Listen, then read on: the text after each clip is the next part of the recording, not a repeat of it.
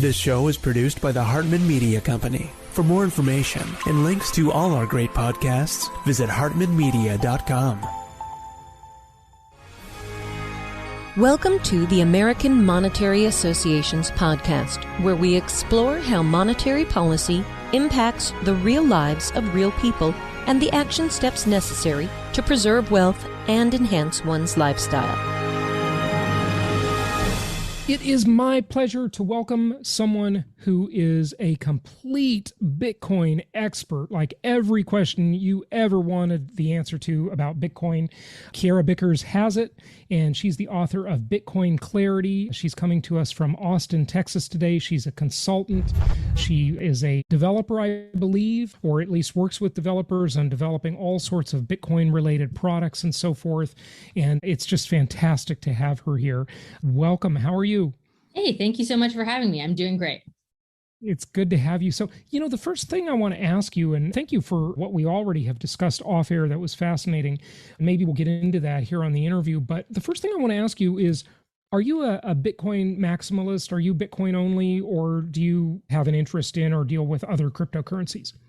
I think that Bitcoin is the most technically interesting long-term, but I do think that there's value in some stuff that have more interesting properties, say in the realm of privacy. Can you drop a name or two on some others that really interest you? So Bitcoin, because it's like a public blockchain, like you can see all the transactions there. And most people, when they go to buy Bitcoin, they KYC themselves, which is just like you go to an exchange and then you give them all your identity information. Like that's not great, right? So what Cypherpunks really would like is to have money that's like a digital cash, right? So you would want more privacy than cash if you could achieve it, or at least as much privacy as cash. There's a technology called Mimblewimble, which is pretty interesting, and that's implemented in a number of different cryptocurrencies. That's one that I think is cool. But yeah, mostly Bitcoin focused. Wouldn't say I'm maximalist though. Okay, so tell everybody, what is a cypherpunk? So what is a cypherpunk? So a cypherpunk is kind of like a ideological movement to some degree, which is about instead of doing activism through, say, protesting or political activism, you do activism through writing code, right? And you can do that with cryptography. So like, if you have a problem with the way the government is doing a particular thing, which we could, maybe inflation or something like that, instead of educating people about the concept of inflation, you just build a monetary system that simply doesn't have that property. That would be a philosophy of the cypherpunks, yeah. Right. So then Satoshi would be one of those, right? Most definitely. Yeah. Most definitely. Okay. All right, great. So in the beginning of your book, which by the way has excellent reviews, you talk about finding a signal in the noise. And a lot of experts in technology, and then they bring it over to other fields like economics. They talk about the signal to noise ratio and things like this, right? Sure. So tell us about problem number one, finding the signal in the noise. What does that mean? So when I wanted to learn more about Bitcoin, everyone taught me to learn how to code. Then I learned to code, and then I look at the Bitcoin source code and I still didn't understand Bitcoin. So like that was my first data point of like people who think they understood Bitcoin were not giving me good advice. It was not useful to learn 2 years of C++ and then read the Bitcoin source code that did not help me understand the properties of the system, right? Like what I wanted to know was much more complex than that. So the secondary issue in terms of like signal and noise here is when you are trying to learn about Bitcoin or say another cryptocurrency, if you don't understand the underlying technical details, you completely default to appeals to authority. Right? It's like, which influencer do you trust? And for myself included, right? Like I'm not a cryptographer. I think I understand some properties of cryptography, but I'm not a cryptographer. So if a cryptographer tells me something is insecure, well, how do I go verify that? Right? I have to take his word for it. So there's this huge problem in the crypto space where there's all these buzzwords, like even just blockchain. Like what does blockchain mean? Why are there blocks? Why is there a chain? Like very simple, overused words in this space. People have no idea what they mean. And so my goal in writing Bitcoin Clarity was really to say, let's take a step back. Let's get all of the properties of the system understood so that you can independently verify Bitcoin in particular. But if you're interested, other blockchains as well, because you'll understand how they work at a deeper level without having to learn how to code or without having to be a cryptographer for that matter. Yeah. Knowing what you know, does it amaze you? I mean, to your perspective, is Bitcoin a miracle? It seems like a pretty big, amazing miracle to me. But when I think about it, I kind of laugh because I'm like, it's not quite a miracle, but it's kind of like a dirt moment. It's sort of like one of those things where it's like nobody saw that it was possible to do until one person saw it was possible to do. I don't know if you've seen the concept of this like 5-minute mile where everyone thought it was like impossible to run the 5-minute mile. Roger Bannister, the 4-minute mile, actually. Okay. See, I'm outdated already, but yeah, from what I remember, it was like nobody could run the 5-minute mile until someone did. And then a bunch of people did. And it's exactly the same thing in cryptography. Every cryptographer thought that it was impossible to create a decentralized system for value exchange. And that was kind of like the holy grail. And it took them, which, I include a larger explanation in the book, but basically what Satoshi was able to do is he lowered the standard for what it meant to be decentralized, because all the cryptographers were thinking about it as like ideological perfect decentralization. And then it's like, if you can't have perfect decentralization because time and space, and like we wouldn't be able to have a cryptocurrency that worked between here and Mars because they're physically too far, and that time and space would not be able to settle on one blockchain, right? Mm-hmm. So that there was a problem. The speed of light isn't fast enough for the signal. That's exactly right? Like the speed of light, because of the speed of light, and this was like this theoretical thing that all cryptographers generally agreed that this was not possible.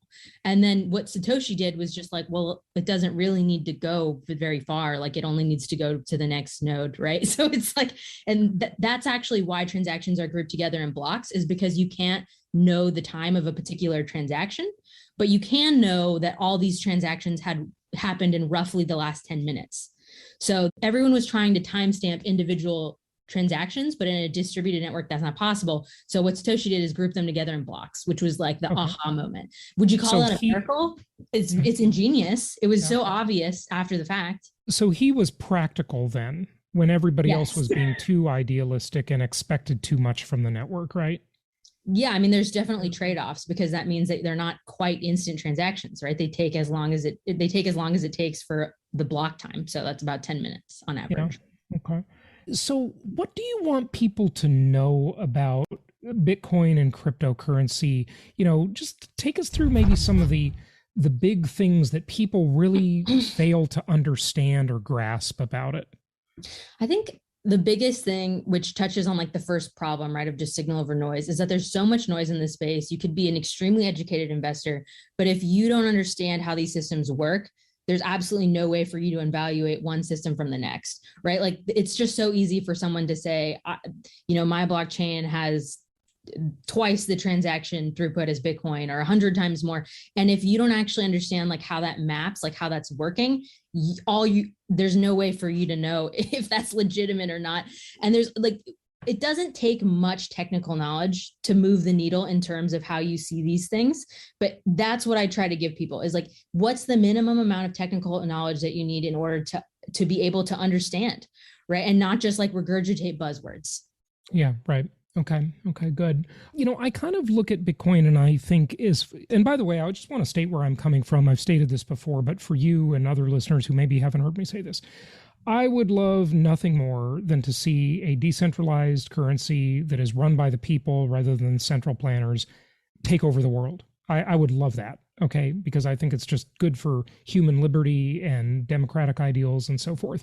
Sadly, though, I think that the central banks and governments are going to try not to let that happen, because it displaces their major product, which is their currency, the dollar, the yen, the euro, whatever it is, right? Maybe you can speak to that. And I have a feeling you might say, well, Jason, they can't stop it. And you might be right about that, but they can't stop illegal drugs either. And people do trade in them, but not much, because it's illegal and nobody wants to risk their freedom, right? I just have, a lot of concerns about the future and the way governments are becoming so tyrannical, especially with the COVID, world we're living in. It's just sort of checked all the boxes for the authoritarians, if you ask me. But what do you think?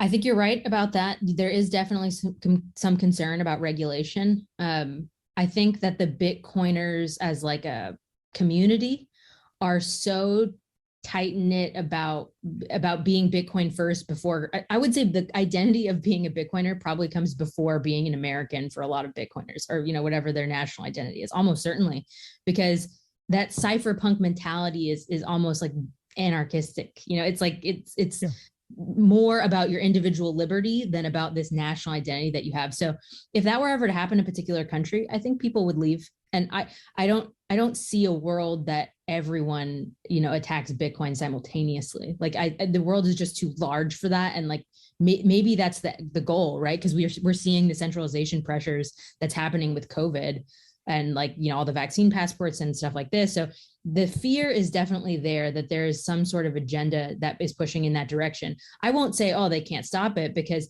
there's developers like to say code is law, but code is only law in the blockchain, right? It's like we have self-executing contracts, but the government doesn't care about self-executing contracts. Yeah, no, they have prisons. And they have guns, right? So I personally like America because it's a nice place where you could like own Bitcoin and own guns, but that's not true all over the world. So to answer your question, I think it's a legitimate concern, but I think people will move to a geography that is favorable to Bitcoin. Mm-hmm. What do you think about El Salvador specifically?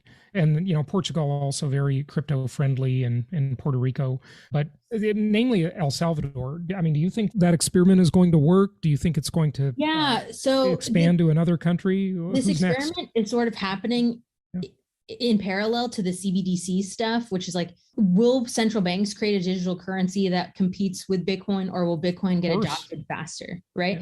Yeah. I think there's certain difficulties with sending Bitcoin on chain, which is what the Lightning Network tries to solve. And the people in El Salvador are primarily using that Lightning Network. So, I think it's very interesting that the things that people find the most interesting is when a country adopts Bitcoin. They tend to find that more interesting than like if a country implements a CBDC. Like nobody hears about that, right? The Vatican could very well do that and nobody would really care. So like there's way more collective consciousness around adoption of Bitcoin than there is about these digital central bank currencies that nobody other than the central bankers and the people building the currency seems to care about.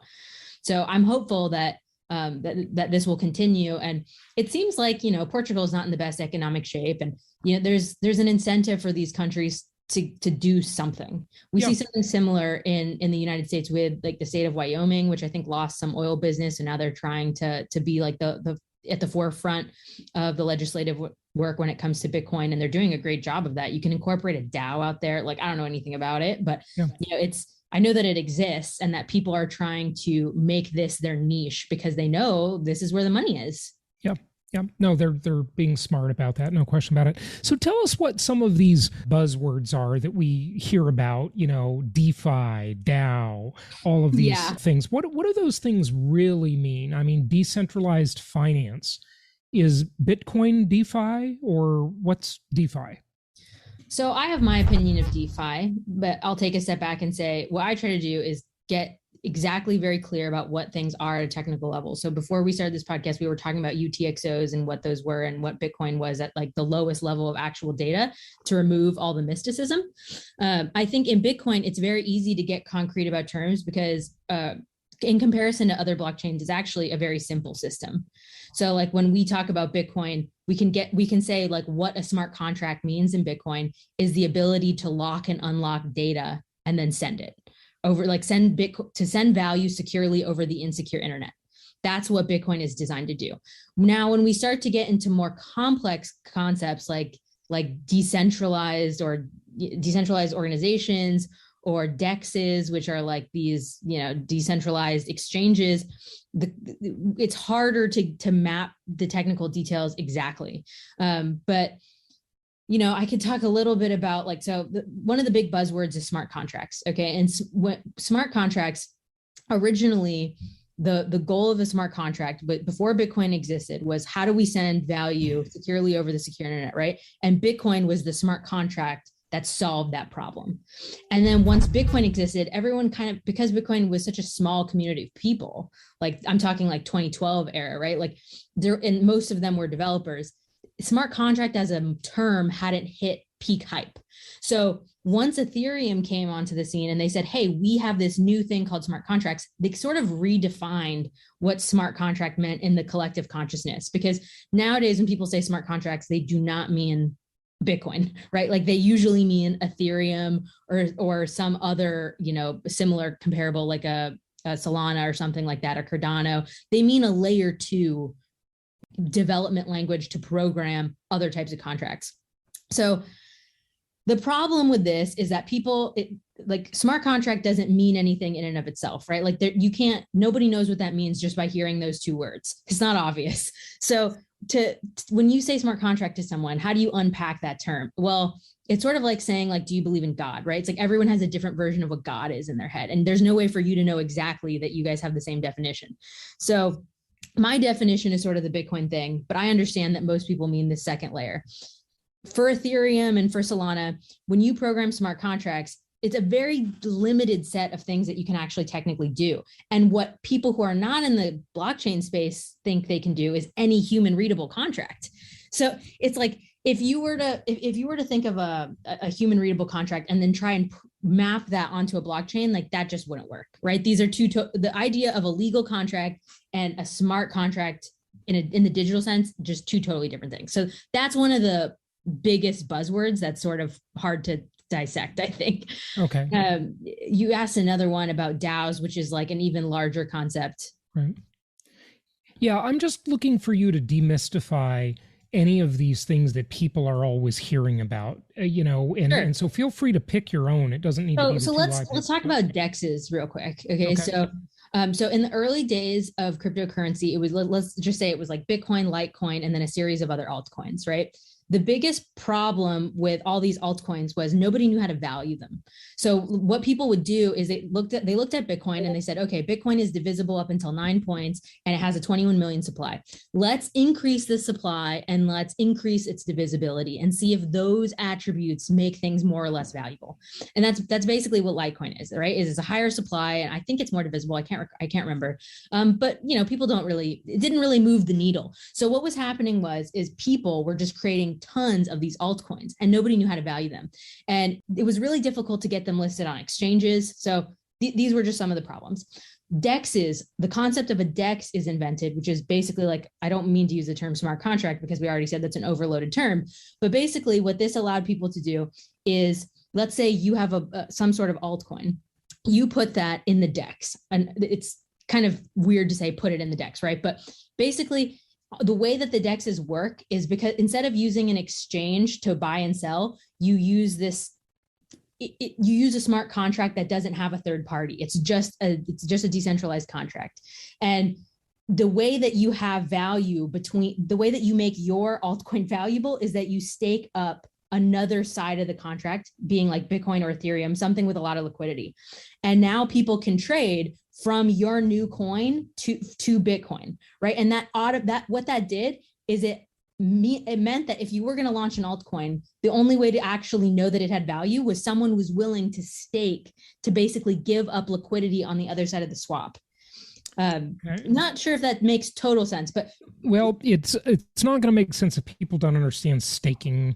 I was going to ask you about proof of work, proof of stake. We can talk about proof of work. That's a much easier concept to grapple with. Yeah, right. And so Bitcoin is based on a proof of work concept, where some others are based on a proof of stake, right? Yes, but so when I use the word staking, I just mean I just mean putting up liquidity and locking it up in this case. Okay, but what's proof of work? Let's talk about proof of work. Let's do that. That's much simpler. So the way that people talk about proof of work is they say that the computers are solving these arbitrary computer problems, which doesn't make any sense, right? It doesn't make any sense. So there's two ways that we can think about this. We could think about this as there's two goals. For the individual miner, you want to make money, right? You want to mine Bitcoin and then earn Bitcoin as a result. You want to spend electricity to earn Bitcoin. Okay, so let's just for we don't know who's listening, and they all understand different things. Sure. So basically, what people do is they buy a miner, which is a computer. Okay. And maybe it costs $3,000. Okay. And they plug one of these in, they connect it to the internet. It goes out there and solves these complex math questions.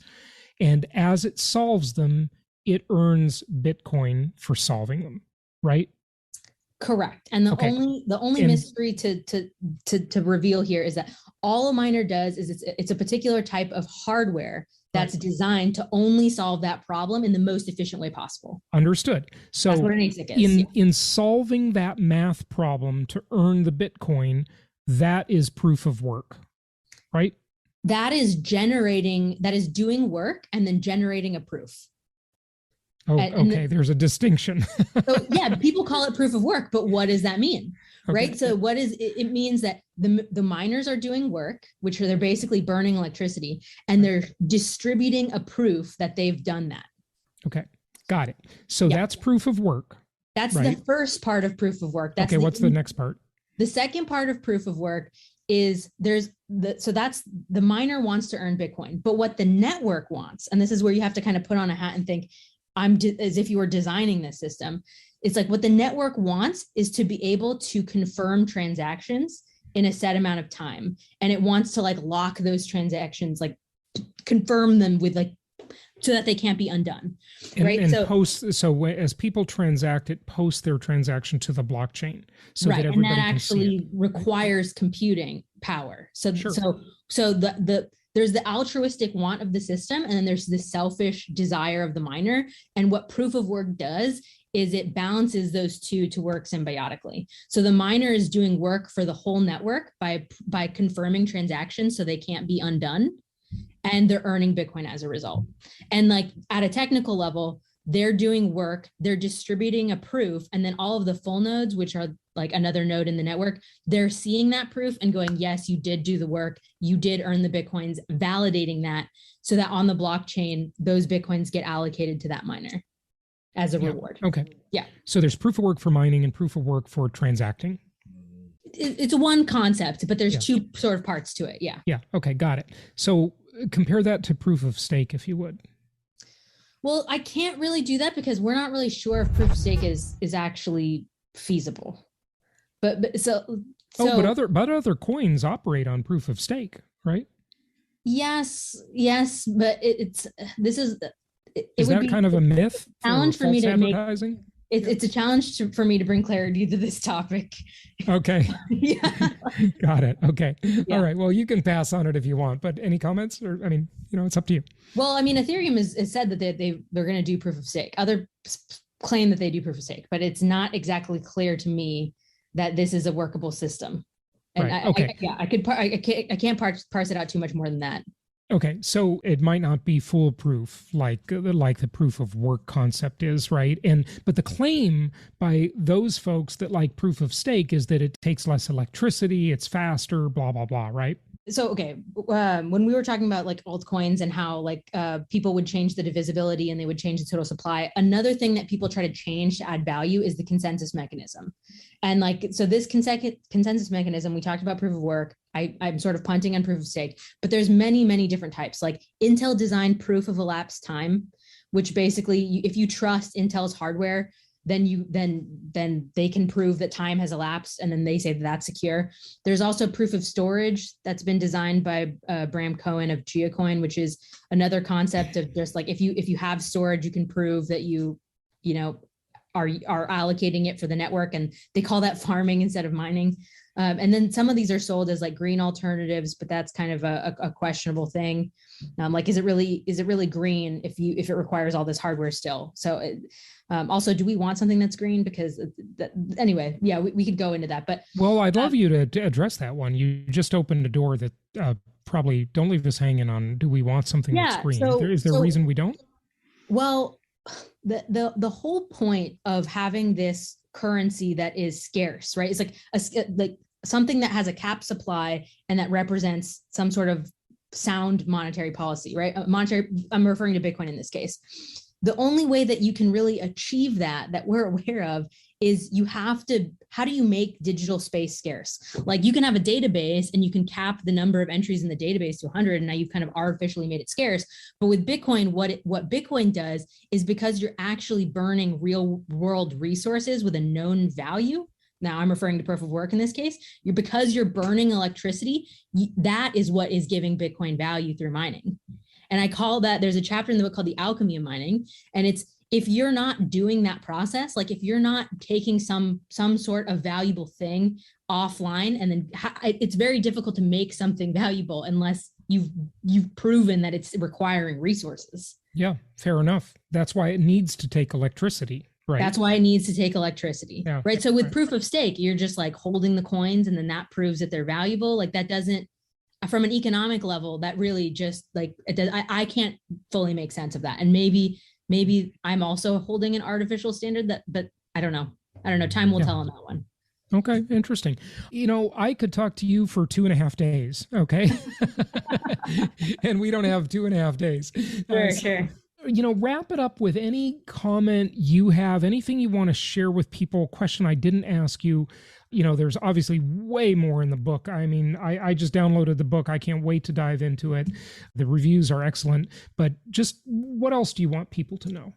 So, I mean, your audience is probably looking at like the financial aspect of this, right? And I can sound at times probably more on the technical side of things. And what I would say to a more financial audience is it's absolutely crucial that you understand some of the underlying technical details so that you're not relying on calls to authority every time you're evaluating a new blockchain.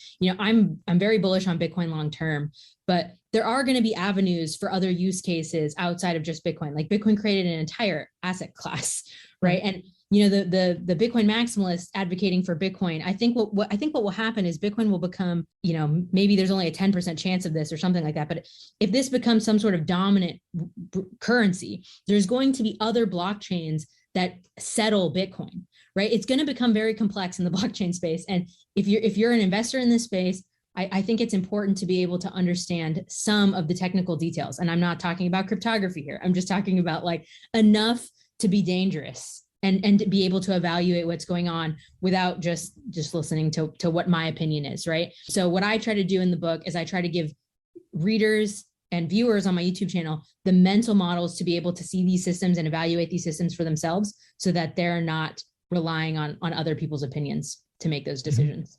That's a great thing that you're doing that. And, I guess I just want to close with the idea that most people are attracted to this kind of thing. I do think it's very, very speculative, but most people are attracted because, hey, it's just greed. They want to make money, right? Which is fine. But once you dig into this and get around it a bit, you really realize how important the money is.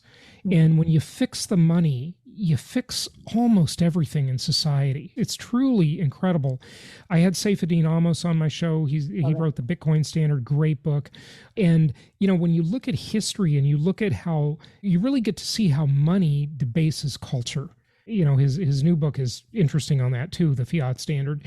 And there's a lot more to this than just the idea of investing, making money, or speculating, even whatever. Or replacing the monetary system. Yeah, there is a mission here, right? If you fix this really corrupt monetary system we have, the likelihood of wars will decline. I mean, it could really lead to talked about peace, going green for a while, and it's like, money is a measure of scarcity to some degree of things in the economy. And of course, with this fiat money, it's like nothing is being measured properly. This is the hugest waste of resources. Right. So that's an angle that's not always taken when people talk about proof of work. It's like, well, if we had sound money, then we could actually allocate resources properly. How much would that save? So about a third of all food produced in the world goes to waste. And that's a resource allocation problem, right? And a lot of this resource allocation...